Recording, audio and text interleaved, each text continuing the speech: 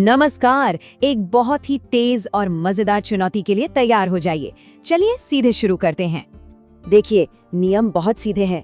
5 सवाल होंगे और हम सब मिलकर उनके जवाब और उनके पीछे की दिलचस्प कहानियों को भी जानेंगे। तो ये ज्ञान की एक तेज रफ्तार दौड़ होने वाली है, इसलिए पूरा ध्यान यहीं रखिएगा। तो हम अपनी यात्रा की शुरुआत 2 बिल्कुल अलग अलग दुनियाओं से कर रहे हैं। एक तरफ है दुनिया का भूगोल और दूसरी तरफ है इतिहास का हिसाब किताब। चलिए देखते हैं कि ये दोनों आपस में कैसे जुड़े हैं। हमारा पहला सवाल दुनिया के नक्शे पर एक बहुत ही अनोखी जगह से जुड़ा है। सवाल ये है कि किरिबाती कहाँ है? जरा सोचिए। और इसका सही जवाब है ओशेनिया। जी हाँ, ये छोटा सा देश ओशिनिया महाद्वीप का ही हिस्सा है। अब इस बारे में जो बात वाकई में दिलचस्प है वो ये है कि किरिबाती सिर्फ एक देश नहीं बल्कि एक तरह का भौगोलिक अजूबा है। सोचिए, ये दुनिया का इकलौता ऐसा देश है जिसके हिस्से पृथ्वी के चारों हेमिस्फीयर यानी उत्तरी, दक्षिणी, पूर्वी और पश्चिमी सब में पड़ते हैं। कमाल है ना? ये असल में 33 द्वीपों से मिलकर बना है जो प्रशांत महासागर में फैले हुए हैं। चलिए अब भूगोल से हटकर भारत के आर्थिक इतिहास की तरफ चलते हैं। हमारा अगला सवाल एक बहुत ही जरूरी वित्तीय पड़ाव के बारे में है। तो अवध कमर्शियल बैंक की स्थापना किस साल हुई थी? इसका जवाब है 1881 और ये तारीख भारतीय बैंकिंग के इतिहास में बहुत खास है। तो सबसे जरूरी बात यह है कि 1881 में बना ये बैंक कोई ऐसा वैसा बैंक नहीं था। ये लिमिटेड लायबिलिटी वाला पहला कमर्शियल बैंक था जिसे भारतीयों ने ही बनाया था और वही इसे चलाते भी थे। मतलब इसने भारतीय कारोबारियों के लिए एक नए युग की शुरुआत कर दी थी। चलिए अब अगले सेक्शन की ओर बढ़ते हैं जहां सत्ता, संघर्ष और लीडरशिप की कहानियां हमारा इंतजार कर रही हैं।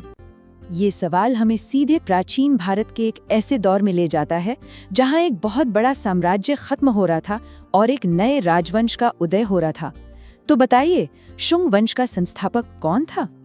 और जवाब है पुष्यमित्र शुंग, एक ऐसा नाम जिसने इतिहास का रुख ही बदल दिया। और इसके पीछे की कहानी तो बहुत ही शानदार है।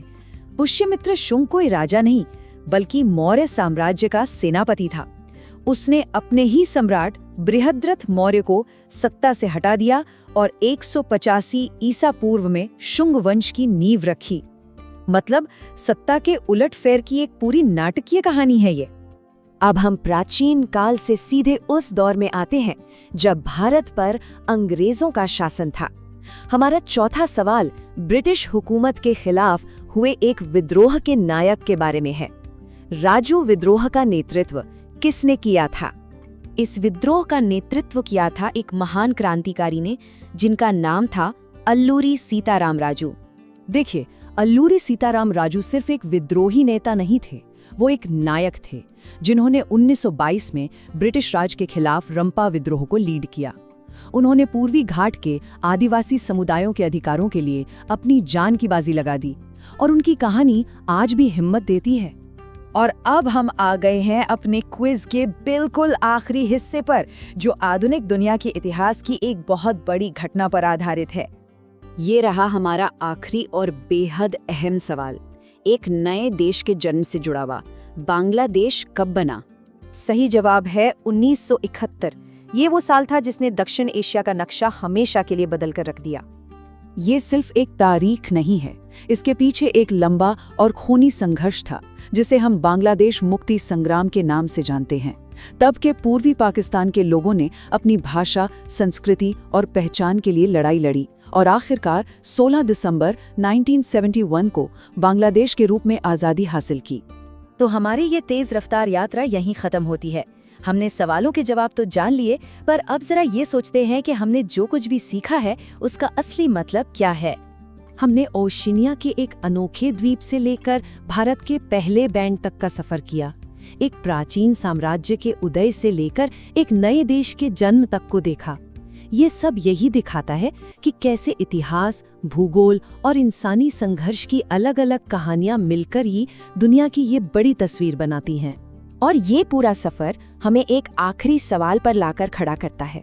आज सीखी गई बातों में से वो कौन सी एक जानकारी है जो दुनिया को देखने का हमारा नजरिया बदल सकती है? सीखने और सोचने का ये सिलसिला यूं ही जारी रहे।